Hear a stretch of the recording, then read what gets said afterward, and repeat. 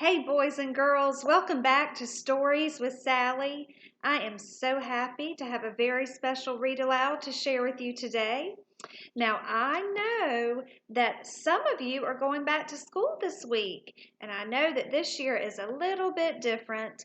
Some of us are going back to school face to face, and some of us are going back to school online or virtually. And some of us are doing a combination of the two, face to face and virtual. But regardless of how you're going back to school, the back to school time is such an exciting time every year during our lives. It's also very exciting for teachers. And I am going to be teaching at a new school. And boys and girls, tomorrow I get to see my classroom for the first time. And I am so excited. So it feels like my first day of school is tomorrow because I get to see my classroom where I'm going to be teaching for hopefully a very long time. The story I have to share with you is one I always like to share with my students during the first couple of weeks of school at the beginning of the school year. And this story, the title is A Fine, Fine School. It's by Sharon Creech. She's the author. Remember, the author is the person who writes the story. And the illustrator is Harry Bliss. And it says, Pictures by Harry Bliss. So we know that the illustrator is the person who draws or paints the pictures that goes along with the story. A Fine, Fine School. We have our title page.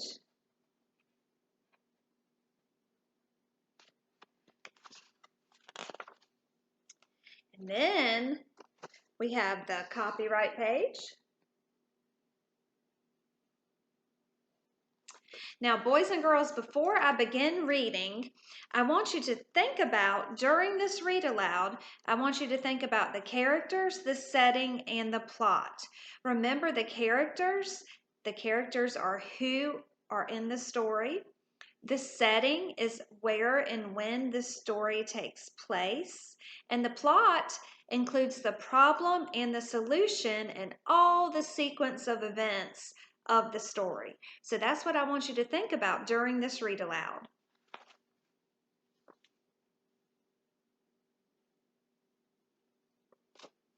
Mr. Keene was a principal who loved his school. Every morning, he strolled down the hallway and saw the children in their classes. He saw them learning shapes and colors and numbers and letters. He saw them reading and writing and drawing and painting. He saw them making dinosaurs and forts and pyramids. Oh, he would say, aren't these fine children? Aren't these fine teachers? Isn't this a fine, fine school?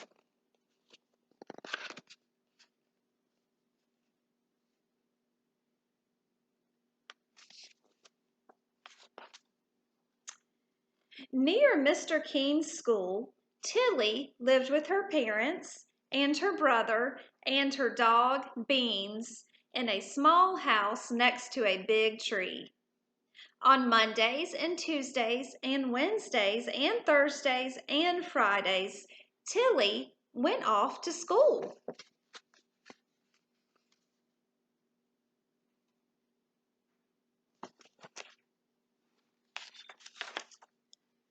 At school, Tilly learned her shapes and colors and numbers and letters. Sometimes, when she saw Mr. Keene standing in the hallway, he waved. Aren't these fine children? He said to himself. Aren't these fine teachers? Isn't this a fine, fine school? On the weekends, Saturday and Sunday, Tilly climbed her favorite tree. And she took Beans on walks and threw him sticks. And she pushed her brother on a swing and tried to teach him how to skip.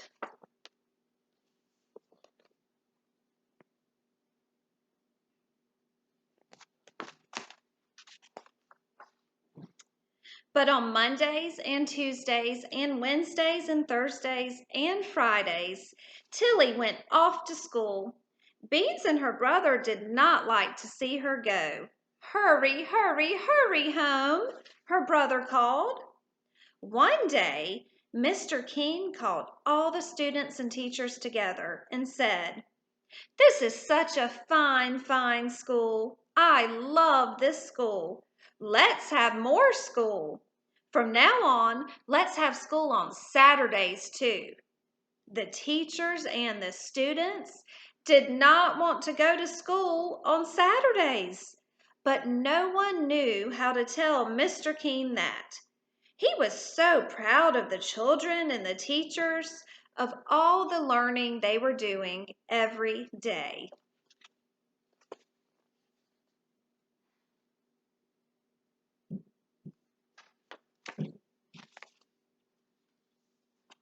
And so that Saturday, Tilly set off for school. "But it's Saturday. What about the swings?" her brother called. The following month, Mr. King announced, "This is such a fine, fine school. I love this school. Let's have more school. From now on, let's have school on Sundays too." The teachers and the students did not want to go to school on Sundays, but no one knew how to tell Mr. King that. He was so proud of the children and the teachers, of all the learning they were doing every day.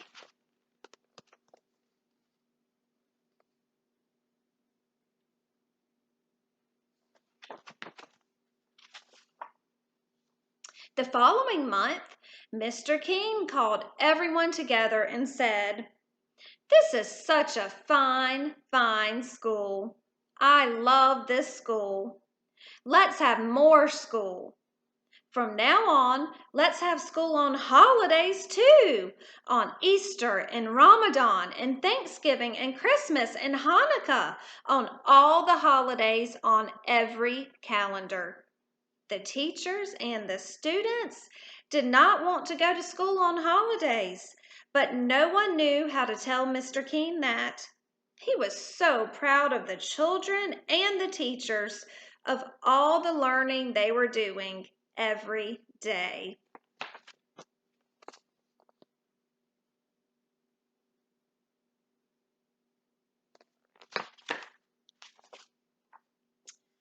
And so on Christmas, Tilly set off for school. "But it's Christmas. What about Christmas?" her brother called. The following month, Mr. King called everyone together and said, "This is such a fine, fine school. I love this school. Let's have more school. From now on, let's have school in the summer too, all summer long, every single day."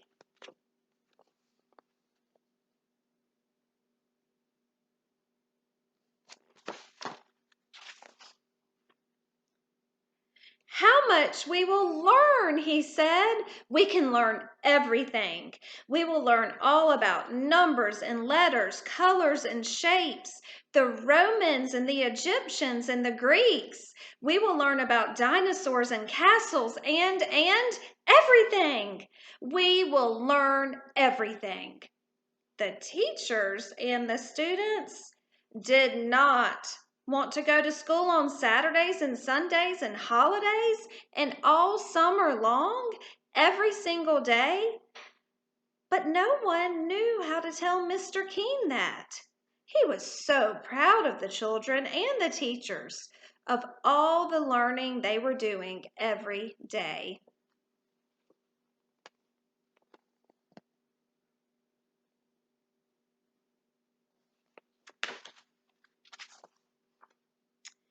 And so on the first day of summer, Tilly set off for school.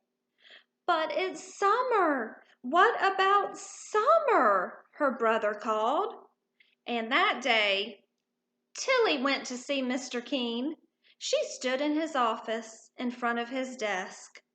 "What a fine, fine school this is. Mr. King said. "What amazing things everyone is learning." "Yes," Tilly said, "we certainly are learning some amazing things." "A fine, fine school," Mr. King said. "But," Tilly said, "not everyone is learning."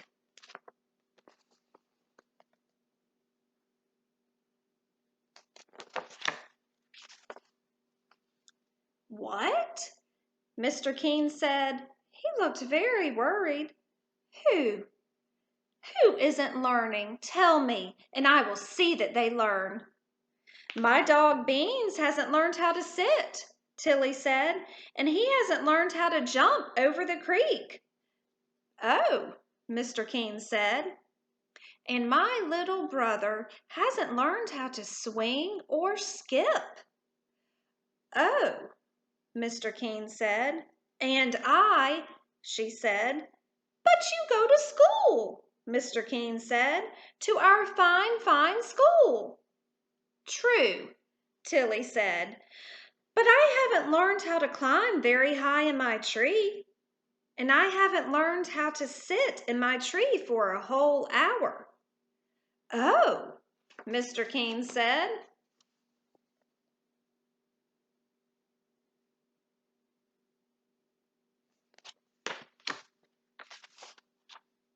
That day, Mr. King walked up and down the halls, looking at the children and the teachers. Up and down he walked, up and down, up and down.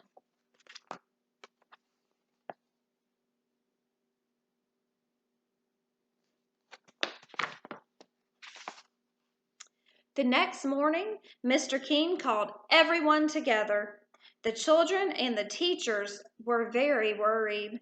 Mr. King said, "This is a fine, fine school with fine, fine children and fine, fine teachers. But not everyone is learning."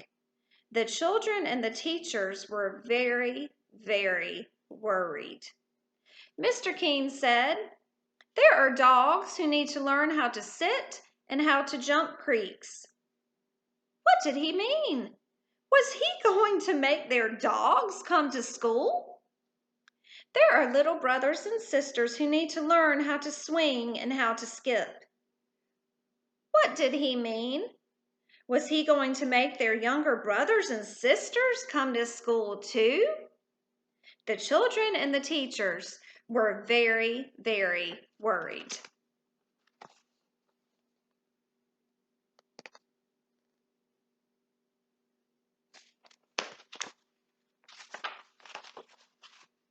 And you, all of you, children and teachers, you need to learn how to climb a tree and sit in it for an hour, Mr. King said. The children and the teachers were very, very worried. And so from now on, we will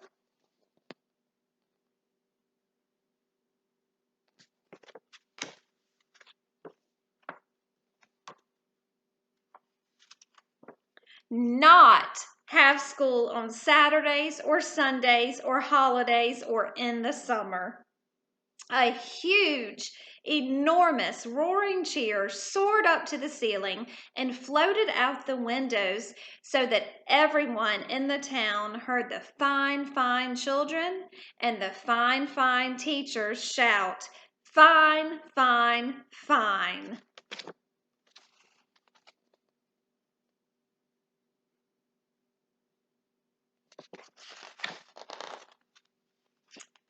And the fine, fine children and the fine, fine teachers lifted Mr. King up, and they carried him down the hallway and out the doors and through the town, up and down, in and out.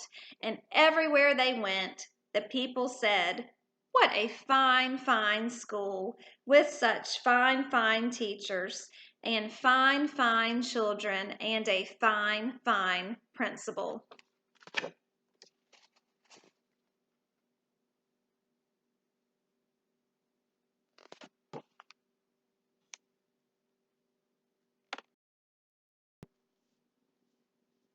Okay, boys and girls, I hope you enjoyed the story. And lucky for all of us, we only have to go to school on Mondays and Tuesdays and Wednesdays and Thursdays and Fridays. So that is a good thing because we have weekends and holidays and the summers to enjoy, to regroup and relax and rest and get ready for the next time we go to school. Boys and girls, I asked you about the characters and the setting and the plot. So the characters are the people who are in the story. They could be animals. In this story, we actually did have a character who was an animal. We had Tilly, the little girl, who was one of the main characters, and her dog Beans was also a character. He was one of the main characters. And of course, her little brother was also a character, and Mr. Keen. So I would put the principal, I would put them in the group of the main characters, and then we had some other characters. We had all the teachers and the other students. They were also part of the story and the characters. Now the setting, I told you, is where and when the story takes place. And so the setting in this story is Tilly's yard. Where she's playing with her little brother and her dog, and her house, and of course the school. And then at the end, the town is part of the setting because they lift Mr. Keen up and walk him through the town cheering. So that's also part of the setting. And then we have the plot, the problem and the solution of the story. The problem is that Mr. Keen, the principal, wants the students and the teachers, he wants them to go to school every day and never have a break because he wants them to learn everything. But then the solution happens, and the solution is that he realizes after Tilly talks to him that sometimes we learn outside of school. And it's important to have that time outside of school. And so the solution is he goes back to the regular schedule of only going to school on Mondays and Tuesdays and Wednesdays and Thursdays and Friday. So I also wanted to mention to you a little bit about what's going on in the world right now. So we are in the midst of kind of a crazy time, and it can be a little bit stressful, all these changes, and we don't really know what to expect. So I just wanted to let you know what I think you can expect from your school year. Now, things might change. We might go back face to face, and then we might have to do school online, do school virtually, or it may be the opposite. We may start going to school virtually online, and then we may end up actually going into the classrooms. So there are a lot of unknowns, but this is something that you should know, regardless of how you go back to school. Your teachers are going to love you, and they are going to teach you so many great things. And something else you can know is that they are so excited that you are in their class. So I want you to remember that as we start this school year. I hope everyone has a great start to the school year, and please remember to tune in to Stories with Sally again, and you can also subscribe to my YouTube channel, Stories with Sally.